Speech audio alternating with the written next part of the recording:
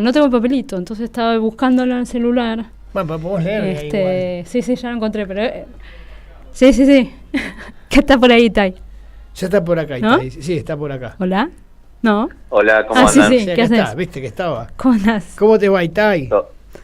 Todo bien. Un gusto de saludarte. Igualmente. Bien, por suerte El acá. gusto es mío. Gracias. Bueno, ¿sabes qué? Vamos a arrancar, o sea, como sos economista, deberías preguntarte por todo el quilombo de ayer, pero no vamos a hacer eso. Para alegría tuya, seguramente. Posta. ¿A cuánto va a estar el dólar mañana? No queremos saber nada de todo eso, porque Bien. es un bardo terrible. Y yo además no entiendo, no hay forma de que entienda yo economía. Bueno, no, te vamos a preguntar, porque no sé si escuchaste lo que estaba contando. Tengo yo acá el panfleto que me dio mi mamá, de Grabois, que se lo dieron por la calle, como sabe que yo soy fan de Juan. Me guardó el panfleto, me lo dio ayer. Y vamos a preguntarte, porque acá están todas las propuestas de ustedes. Bien. Vos vas a ser su ministro de Economía, calculo. No creo. ¿Por qué no? Bueno, porque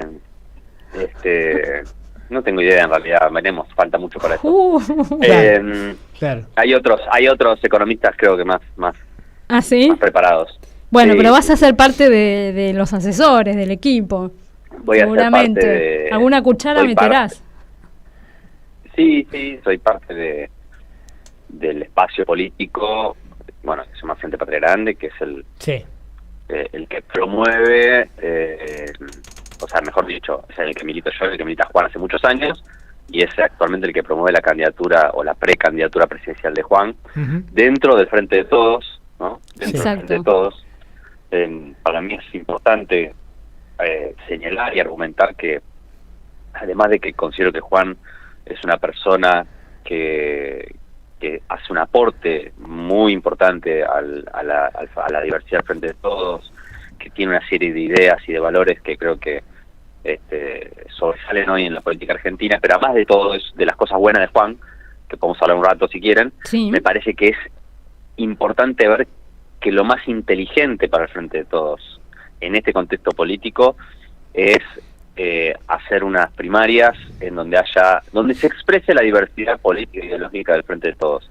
Y eso me parece que es no porque nos convenga a nosotros o que le convenga a otros, sino que es lo que le conviene al conjunto para tratar de que el Frente de Todos pueda expresar electoralmente una diversidad que nos permita disputar la elección. Si vamos con un candidato único que exprese solo una parte... Pero viste que volvió a surgir lo del candidato único, lo estábamos hablando antes de que salieras, una vez que Alberto da de baja su candidatura, que era como el que sostenía las PASO con su, digamos, poder de presidencia, es como que se aflojó eso y al toque empezó a salir de vuelta la idea de buscar un candidato único. Hoy lo escuché a Capitanich también, que salió... por el destape diciendo lo mismo que vos. Que se mantenga la que se mantenga la PASO. Bueno, porque Jorge se presenta. Es que me parece que es un error.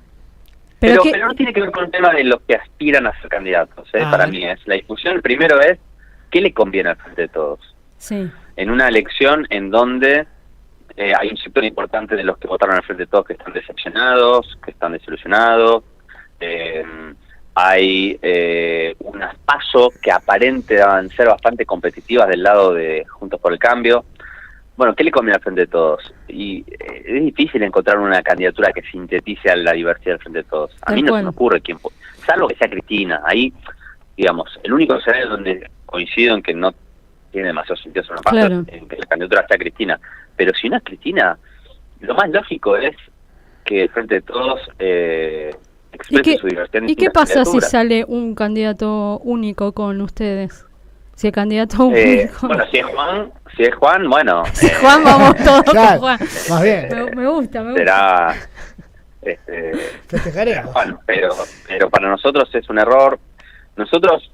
Depende de quién sea el candidato. Ahora. Claro, es lo que dijo Juan en estos días. Si es Massa, se abrirían... No estamos dispuestos a que se imponga una candidatura única de un sector que no representa la agenda de la soberanía nacional, la agenda de la justicia social, que tiene mucho que ver con la agenda de Cristina, la que sostuvo cuando fue presidenta, pero también la que sostuvo cuando fue oposición a Macri y la que sostuvo en los debates internos al Frente de Todos durante todos estos años, ¿no? Sí. Entonces, nosotros creemos que sería un error garrafal que no haya ninguna candidatura que exprese esa agenda. No es Juan el único que la puede expresar, por eso Juan dijo, bueno, le preguntan, si es Axel Kicillof, si es Guada, bueno, hay otros compañeros que también la pueden expresar, y por supuesto que si uno de esos compañeros fuera el candidato, nosotros apoyaríamos a ese candidato. Sí. Pero si nadie la va a expresar, porque la idea es que sea Massa, por decirte, ejemplo, bueno, entonces nosotros queremos participar de la PASO. No porque con Massa tenemos diferencias y tenemos coincidencias y somos todos parte del Frente de Todos. Acá no trata de romper el Frente de Todos, pero no de aceptar que se hegemonice el Frente de Todos con una posición, con un conjunto de ideas, con un conjunto de intereses, que por lo menos con los cuales nosotros tenemos muchas diferencias y queremos discutir, y además creemos que no representan tampoco, como te decía antes, la agenda que viene marcando Cristina, ¿no? Y eso me parece que sería un error, no solamente por un tema de claudicación político-ideológica, electoral también sería un error. Sí, totalmente. Que nos va a ir peor en las elecciones. Totalmente de acuerdo. Bueno, vamos a las propuestas, algunas. ¿Te parece? De las que tengo acá en el panfleto. El plan de independencia. Mira, esto tiene que ver con... Cancelar el acuerdo con el FMI. ¿Me lo puedes explicar, Itay? Sí, claro. ¿Se puede cancelar, Itay? ¿Se puede? Sí, claro. Este acuerdo es un acuerdo que no nos va a permitir ni resolver el problema que tiene la Argentina, ni pagar la deuda con el fondo. Porque es un acuerdo incumplible. A ver, esto no es solamente una opinión del Frente Patria Grande y de Juan Grabois. Cuando se votó el acuerdo con el fondo, hubimos, no sé, no me acuerdo el número exacto, pero 40 y pico de diputados del Frente de Todos que no lo votamos. El presidente del bloque del Frente de Todos, Máximo Kirchner, renunció a la jefatura del bloque por desacuerdo con este acuerdo. Es decir, en el Senado lo mismo, es decir, no es solamente una cuestión del Frente Patria Grande la idea de que este acuerdo no sirve. Sí. Entonces, que hay que rediscutir el acuerdo, hay que rediscutir, hay que anular el programa actual, que es un programa que ata de pies y manos a la política económica de la Argentina. Cada 3 meses tenemos sometidos a una revisión en donde el fondo nos dice qué podemos hacer y qué no podemos hacer. De hecho, mientras estamos hablando en este momento, en todos los portales dicen que el acuerdo con el fondo está virtualmente caído, porque la Argentina en este momento está interviniendo como tiene que hacer en los mercados paralelos del dólar para evitar una devaluación, y eso el Fondo Monetario lo tenía prohibido, ¿no? Entonces, hoy estamos asistiendo en estos días a una muestra... Y lo hizo Massa, digamos, a eso. ¿Quién lo hubiera dicho, no? Bueno, Massa lo hizo. En buena hora, pero lo que quiero decir es, lo que revela es lo incumplible que es el acuerdo. Mirá, si no lo puede cumplir Massa, imagínate, justamente. Claro. Es incumplible. Pero se tiene que repensar, reprogramar o cancelar, como dice acá. No, es que lo que hay que hacer es anular este acuerdo y después discutir con el fondo, reabrir la negociación. Esto no es...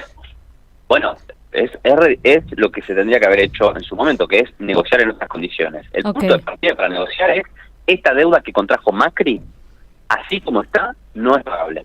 Claro. Y el fondo lo tiene que aceptar que eso es así, que tiene un vicio de legitimidad, que se le prestó a la Argentina muy por encima de la cuota que se le puede prestar, y que dentro de las reglas que ofrece el Fondo Monetario Internacional no se puede devolver. Tiene que ser eventualmente un acuerdo que sea tan extraordinario como fue el préstamo. No, aparte que las mismas autoridades del Fondo Monetario estuvieron, digamos, fuera, digamos, de la ley, por decirlo de alguna manera. En el acuerdo que hubo, también la autoridad del Fondo Monetario, ¿no? Estaba fuera de la ley, fuera de la ley de ellos.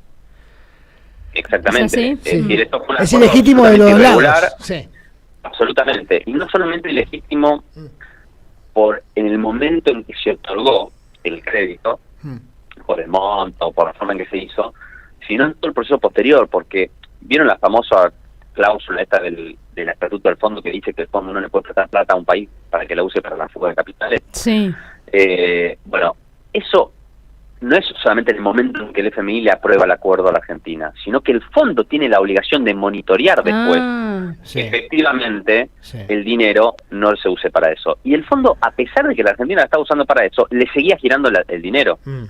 Y lo sabía, y lo sabía, y igual le prestaba, con lo cual no es que el fondo nos dio la plata, nosotros el gobierno de Macri la usó para la fuga de capitales y el fondo dice, bueno, me estafaron. No, el fondo tiene la responsabilidad de monitorear y tendría que haberle dicho al gobierno de Macri, no te doy más plata si vos la seguís usando para eso. Bueno, no lo hizo, es decir que fue cómplice el fondo del proceso de fuga de capitales.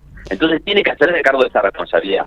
Y la manera... Ese es el punto de partida para una negociación. Pero no es un tema de principismo esto que estoy diciendo, es pragmatismo más puro. A ver. No, es la única manera de resolver el problema es que el fondo se haga cargo de su cuota de responsabilidad. Si no, nunca la vamos a poder devolver. No importa si gobierna Larreta, Massa o Grabois.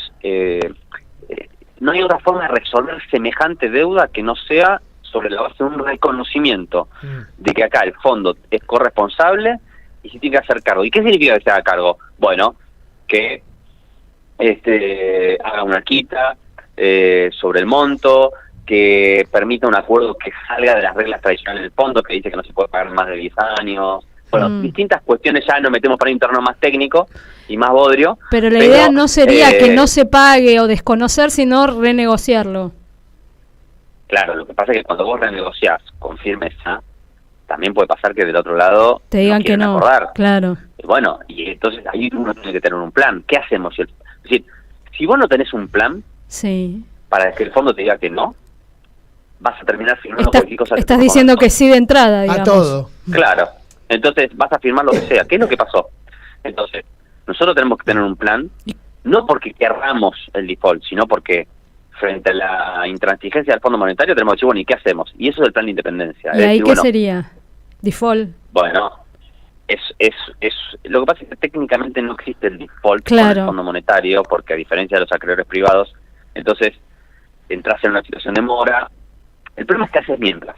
Y en el mientras tenés que hacer una serie de cosas que implican desde cuestiones geopolíticas, como acuerdos con países para conseguir reservas, apoyo financiero y también lazos comerciales, hasta cuestiones de política económica doméstica que te permitan sortear una situación de mora. Ahora, yo les quiero decir otra cosa. A ver. Nosotros evitamos el año pasado, en marzo, el default, ¿no? Sí. Yo sepa, en este último año no estamos transitando un contexto de estabilidad económica. ¿Cómo que no? De estabilidad del dólar, ¿no? Todo lo contrario. Quiero decir, claro, digamos, esta idea de que... No sirvió tampoco. ¿Qué sé yo, viste? Si tenemos tan o sea, uno puede decir, bueno, pero hubiera sido peor.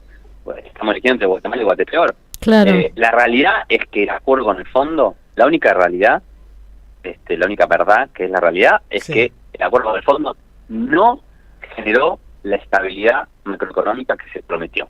No la generó. Entonces, si vamos a navegar en la incertidumbre, bueno, ya estamos navegando en la incertidumbre, aún con el acuerdo con el FMI. Animémonos a tratar de pensar un poco fuera de la caja y buscar otras soluciones. Ahí está, discúlpame, voy a cambiar de tema porque tengo dos puntos de acá de este punteo programático que está muy bueno, está muy interesante realmente. Bueno, algo que le preocupa a la población en general es el tema de la inflación. Lo inflacionario sobre los alimentos, sobre todo en la canasta familiar. ¿Cómo haría el plan para bajar la inflación desconcentrando la producción, dice acá, ¿no? En el volante. Claro. Sí. ¿Cómo sería hay dos como niveles distintos de esta discusión. Una es el problema inflacionario general, ¿no? Que tiene que ver con cuestiones macroeconómicas, que tiene que ver con problemas de autoridad política, creo yo. Digamos, un gobierno que no tiene autoridad política no la tiene tampoco frente al mercado, frente al poder económico, frente a los formadores de precios, que tiene que ver con muchos aspectos. Pero después hay otro tema que está vinculado, pero que es un tema en sí mismo, que es el precio de los alimentos. Porque la inflación, cuando hablamos de inflación, es un proceso generalizado de todos los precios de la economía. Los alimentos en particular, que además vienen subiendo por encima del promedio del resto de los precios, tienen que ver con un problema específico donde se requiere una política específica. Y eso tiene que ver con que la Argentina tiene un nivel de concentración de la producción de alimentos que es ridículo, y que tiene que ver con que ese proceso de concentración además genera una enorme ineficiencia en el proceso económico, que es, por ejemplo, que vos comprás 1 litro de leche en Mendoza y ese litro de leche se produce en la provincia de Buenos Aires, en General Rodríguez, y se traslada hasta Mendoza. Tenés un problema donde vos necesitas producción de cercanía. Producción de cercanía significa que los alimentos que consumimos se produzcan a una distancia razonable de donde los consumimos, para evitar esa famosa frase que siempre se repite, que ¿cuánto sale producir 1 kilo de tomate en la huerta y cuánto sale en la verdulería de tu casa? Y la distancia es ridícula. Bueno, ¿por qué? Porque en el medio hay un montón de costos de logística, de transporte, de intermediarios, que hacen que se encarezca ridículamente el precio de lo que comemos. Entonces, se puede, la propuesta es, digamos, la estoy resumiendo mucho, ¿no? Pero implica un proceso de producción de alimentos que requiere varios pasos. Requiere acceso a la tierra para los pequeños productores, y requiere producción de cercanía, y por supuesto eso implica desconcentración de la producción de alimentos para que sea barato comer en la Argentina. Eso es una política específica que está en un nivel paralelo al problema inflacionario general. Ahora, si nosotros lográramos que comer en la Argentina sea barato, aunque no resolvamos el problema macroeconómico de la inflación, y resolvemos un tema muy importante, la verdad, que tiene que ver directamente con los niveles de pobreza e indigencia que tiene nuestro país, que fundamentalmente es un problema de acceso a los alimentos. Y en la Argentina, paradójicamente, comer es caro. Paradójicamente digo, porque somos un país productor, que tiene algo que le sobra. Claro, de alimentos. Ahora, si toda la producción está orientada a la exportación de commodities, que además no son el alimento que consumimos, como la soja y los derivados, y no tenemos capacidad de destinar una porción minoritaria de nuestro territorio a producir alimentos baratos en cercanía para la gente, bueno, entonces tenemos un problema. Eso es un aspecto nodal de las propuestas programáticas de la candidatura de Juan, y además Juan es un tipo que viene elaborando ese tema con los pequeños productores hace muchos tiempo, años, y sabe cómo resolverlo porque lo conoce, y porque, aunque parezca, es mucho más fácil de resolver de lo que se cree. Bueno, en general me parece que las propuestas de Juan son como una boludez, parece, como que realmente cuando las cuenta dice esto no entiendo por qué no se hizo antes, básicamente. Bueno, tiende a simplificar, ¿no? El problema no es tan grande, sino que hay cosas, digo, lo del FMI no, pero hay otras cosas que yo le he escuchado, que realmente lo de la parcela de tierra y todo eso, es que cuando lo cuenta es realmente fácil de concretar. Vos tenías una pregunta más, ¿no? Un último puntito de acá de esta propuesta, que me parece muy interesante, es el tema de los alquileres, porque hay mucha gente que alquila, lamentablemente, y cada vez hay menos vivienda, y cada vez la oferta es peor, digamos, mucho más caro, se encarece mucho más el alquiler. El Plan Portugal, ¿esto qué vendría a ser? ¿Cómo sería? Contame. Mira, hay distintos niveles. Nosotros estuvimos estudiando bastante lo que se está haciendo en Europa. Porque acá, viste, cuando planteas cuestiones de regulación del mercado inmobiliario, te dicen que sos un comunista, colectivista, estalinista. Exacto, ¿no? Y la verdad que es más o menos hacer lo que se hace en la mayor parte de los países del llamado mundo, el primer mundo, digamos, desarrollado. Claro. Etcétera, que es tener regulaciones más estrictas sobre el mercado inmobiliario de la siguiente manera. Primero, desincentivar lo que se llama la vivienda ociosa, ¿no? Que es la tenencia de vivienda con motivos puramente especulativos, de especulación financiera, porque la vivienda en la Argentina además es un activo financiero, porque es un activo dolarizado, lamentablemente. Eso es un problema estructural difícil de resolver en el corto plazo, que es la dolarización del mercado inmobiliario, pero lo es, y entonces hay que evitar que es algo que pasa mucho en la ciudad de Buenos Aires, por ejemplo, que vos tenés, nuestros cálculos es que hay en este momento en la ciudad de Buenos Aires alrededor de 200.000 viviendas ociosas. Una locura. Es una barbaridad. Es una barbaridad. Y lo hicimos este cálculo en base a un estudio del propio IBC, del Instituto de Vivienda de la Ciudad, del gobierno de la ciudad, del PRO, o sea, con datos oficiales del gobierno de la ciudad, del macrismo. 200.000 viviendas ociosas. Bueno, hay que tener una política de desincentivo de eso se hace con impuestos. Yo sé que suena feo decirlo, suena mal, pero la verdad es que es la única manera, que es desincentivar y volcar al alquiler esas viviendas. Y en segundo lugar, mejorar, por supuesto, la ley de alquileres. Ustedes saben que el tema de la ley de alquileres ahora estuvo muy en debate. Sí. Yo creo que hay muchas cosas que se pueden mejorar, pero de ninguna manera el problema es que exista una ley. O sea, si nosotros sacamos mañana la ley, se deroga la ley como propone la oposición, la derecha, no va a pasar nada bueno para los inquilinos, al contrario. Y combinar eso con procesos que se hace mucho en países de Europa, que tienen que ver con alquiler social, es decir, el propio Estado puede intervenir en el mercado de alquileres poniendo viviendas en alquiler, construyendo viviendas para ponerlas en alquiler. Y el otro punto, que también es un tema que se discute mucho en Europa, es el tema de qué se hace con los alquileres turísticos, es decir, los Airbnb, etcétera, que vienen creciendo mucho en la ciudad de Buenos Aires. Y bueno, en Europa hizo estragos, ahí en Barcelona, todos esos lugares hizo un desastre. En los barrios populares, encareció muchísimo un montón de lugares, ¿no? Exacto, que lo que se hace ahí es poner límites a la cantidad de viviendas que una sola persona puede tener con destino al turismo. O sea, si vos tenés un departamento y lo demás y alquilás en Airbnb para tener un ingreso, no pasa nada.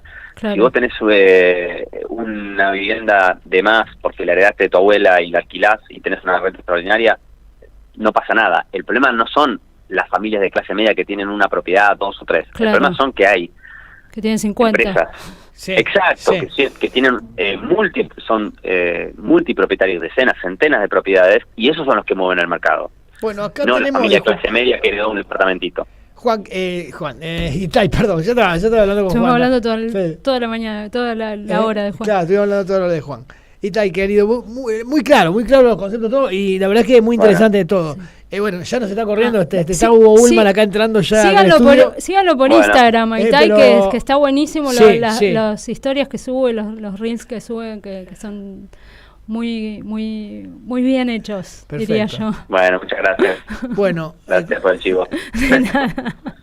Lo mejor para este tiempo y hablamos en otro momento, a ver según cómo siga la candidatura. Vamos a ir conversando, Itay, seguramente. Un abrazo grande. Gracias, un abrazo, que esté bien. Hasta luego. Chao. Bueno, nos estamos yendo, nos vamos, no sé, puso la música de fondo, no importa, pero bueno, pongan, da igual, nos vamos. Si no pones la música, no nos vamos. Nos vamos de todas maneras. Gracias y un abrazo, que anden bien. Adiós. En Caput pasan cosas. Andrés, el Cuervo, la Roque. Me parece que hoy